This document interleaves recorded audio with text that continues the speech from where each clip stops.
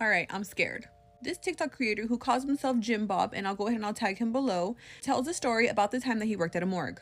And if this would have happened to me, my soul would have left my body. So he says that he worked at a morgue for about 10 years, and this is the scariest thing that he saw. He says that his job was to clean up the body, clean up the face, make it look presentable for their family to come identify. And this one body, he noticed that her eye was twitching. So he goes, he lifts her eyelid, and there is a maggot in her eye. So he says that he's trying to remove it, and it's literally trying to embed itself even further into her eye. So he grabs tweezers and is concentrating on trying to remove this maggot. And he says that he's about an inch away from her face. And he says that her mouth slowly opened as far as it could go.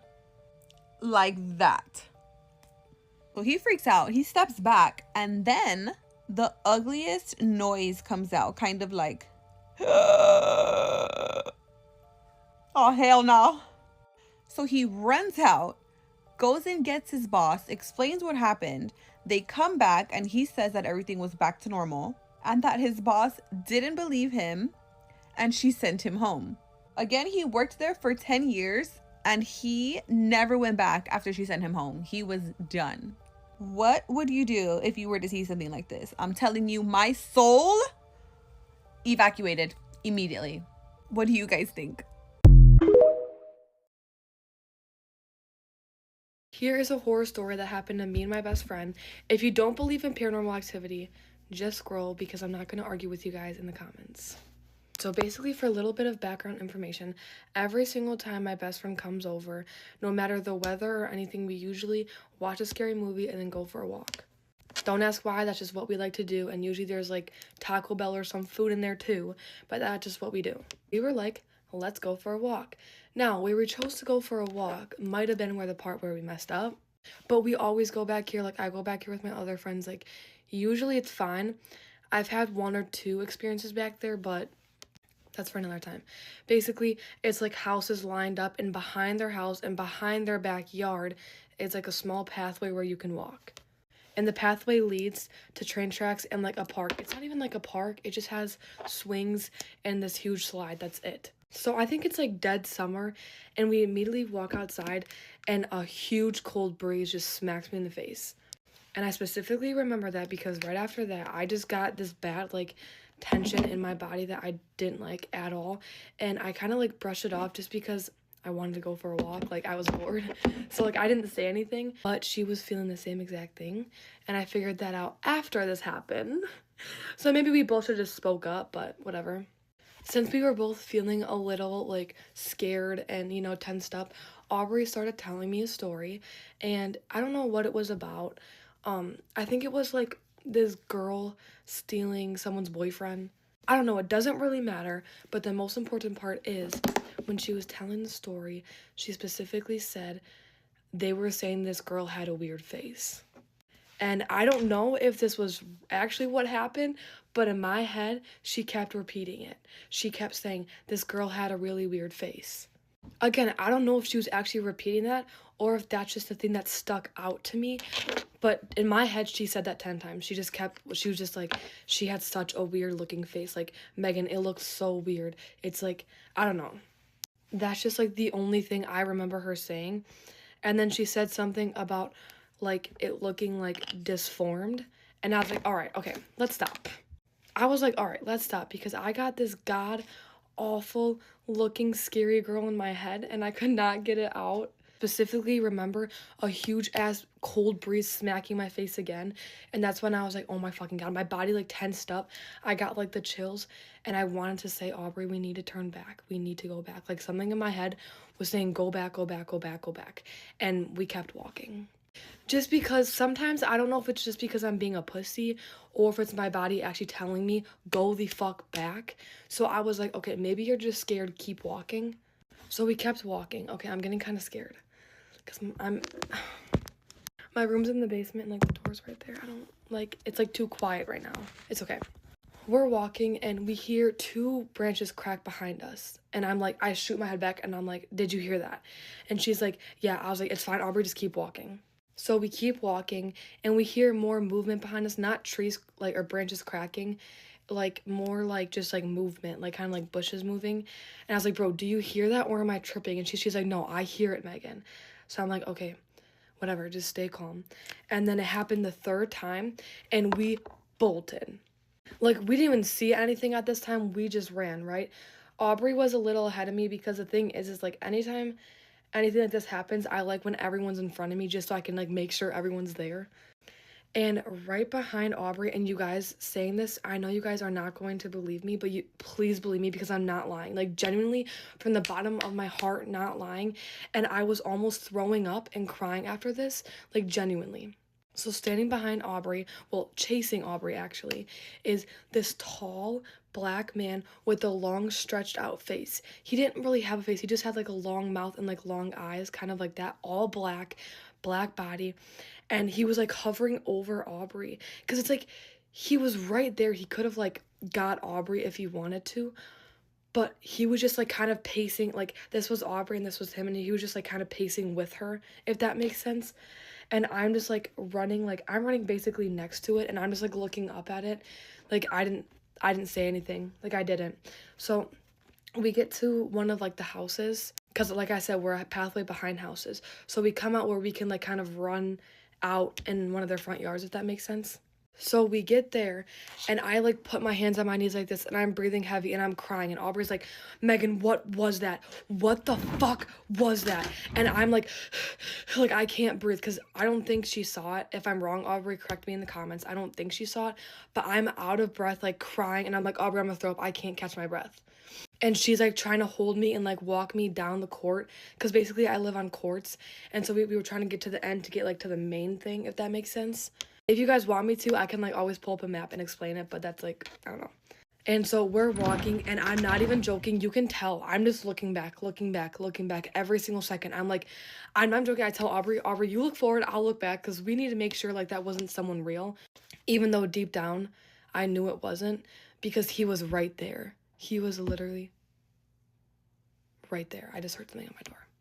No one better try to scare me right now, because I will actually fucking kill someone. I'm actually scared. And thinking back to this, oh my god, now I'm hearing shit.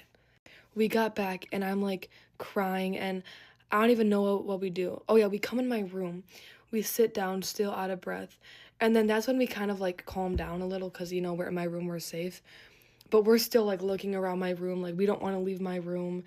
Like, it was just so bad. I don't know, but whatever it is, we haven't gone back since. So yeah. But thanks for watching my story time, guys. If you guys want more, comment, because I have so many more, because stuff has happened in my house, at other people's houses, around my house, and yeah. So love you guys. Bye.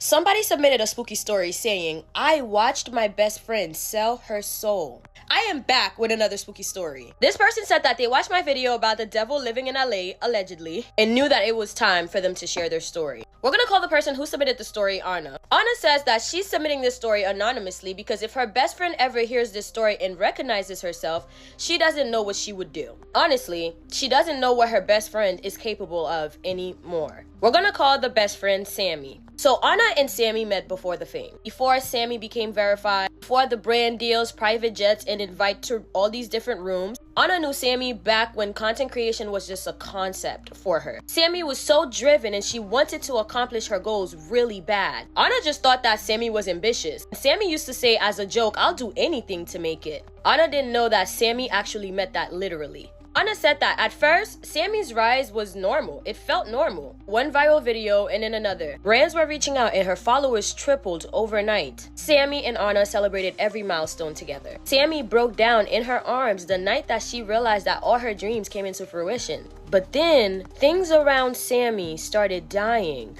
It wasn't happening all at once or dramatically, in ways that just didn't make sense. Her aunt, perfectly healthy woman, collapsed in the kitchen the same week Sammy signed her first six-figure deal. And then some odd months later, her cousin was unalived in a hit and run the night before that Sammy announced that she was moving to LA. Her childhood dog suddenly unalive while she was on a brand-sponsored trip to Paris. At that point, it had been 3 deaths in 1 year. And a very successful career for Sammy. Every loss was followed by an opportunity. At first, Anna told herself that it was just a coincidence. I mean, life is cruel. I mean, fame has a price, and people say that all the time. But Anna started to notice that Sammy herself didn't seem sad. She didn't grieve like a normal person. Anna says that everybody grieves differently, but it's almost as though Sammy wasn't grieving at all. She basically went on to exploit the deaths of those around her, and her engagement would spike every single time. But behind closed doors, oh, shorty was calm. A little too calm. So one night, after she hits 10 million followers, they were all drunk in her apartment, and Sammy had this glow as if she just walked out from a different world. So Anna made a joke like, what did you do, sell your soul or something? And Sammy just stared at Anna. They're just staring at each other for a long time. The answer should have been, girl, no. But then Sammy breaks the silence and says, I didn't sell mine. Anna laughed it off, but Sammy didn't. Anna says that's when things started happening closer to home. Well, Anna's life started unraveling. She lost her job, her relationship fell apart, her mother got sick out of nowhere, and every time something bad happened to her, her friend would get another blessing, another campaign, another opportunity, another door opening effortlessly. So at this point, Anna's like, what if it wasn't a joke? What if she really did sell her soul? So she started keeping tracks, dates, losses, announcements, and they all lined up way too perfectly. Either this was the biggest coincidence or this girl was telling the truth. So the breaking point came when Sammy's younger brother died. Again, sudden, no warning, no nothing. At the funeral, again, Sammy doesn't even cry. Barely even spoke, didn't even want to look into the casket. And then she posted a story announcing her biggest deal yet. The deal that changed everything. That took her from internet famous to television. And Anna says that's when she knew. Anna went back through old messages, journals, things that she had written years ago. Then Anna starts remembering all the strange people that she was meeting when Sammy was blowing up. Even some nights where Sammy would just go off and do her own things and nobody would know where she's at. And Anna says that she confronted Sammy and she didn't deny it. As a matter of fact, Sammy said to Anna, you benefit from proximity. Be grateful.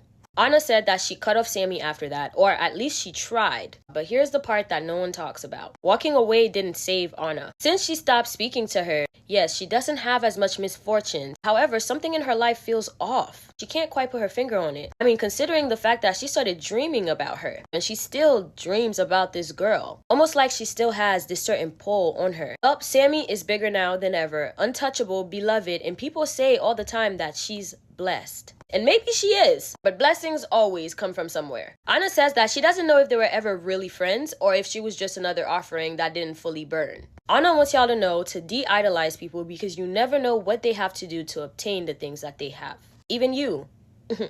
Thank you so much for submitting this spooky story. If you have a spooky story that you want me to tell, feel free to submit it to me right here on TikTok or DMs on Instagram. I have longer, better, and spookier stories literally available on YT. Like I say at the end of every single video, I love you, my abducted humans, from your favorite Haitian homegirl. One evening, a teenage girl came home from school and she found the house empty.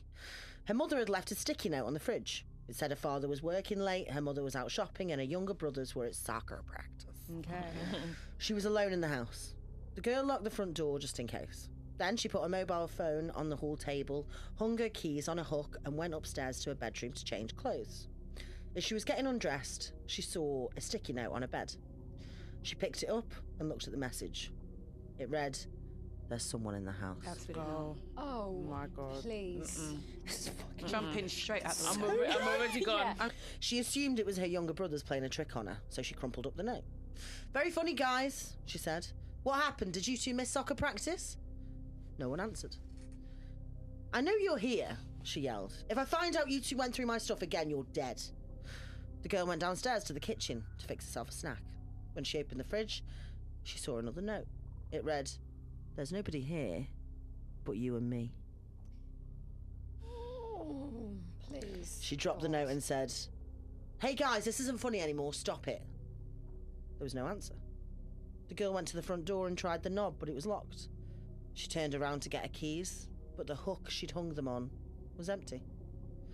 Then the girl glanced down at the hall table and saw that her mobile phone had disappeared as well. On the table, there was another sticky note. It read, "You're not going anywhere." Oh, absolutely not. Bye, bitch! I'm going. Absolutely, I'm out. She picked the phone up to call the police, but there was no dial tone. She grabbed the phone line, and to her horror, she realised it had been cut. There was another note lying by the phone.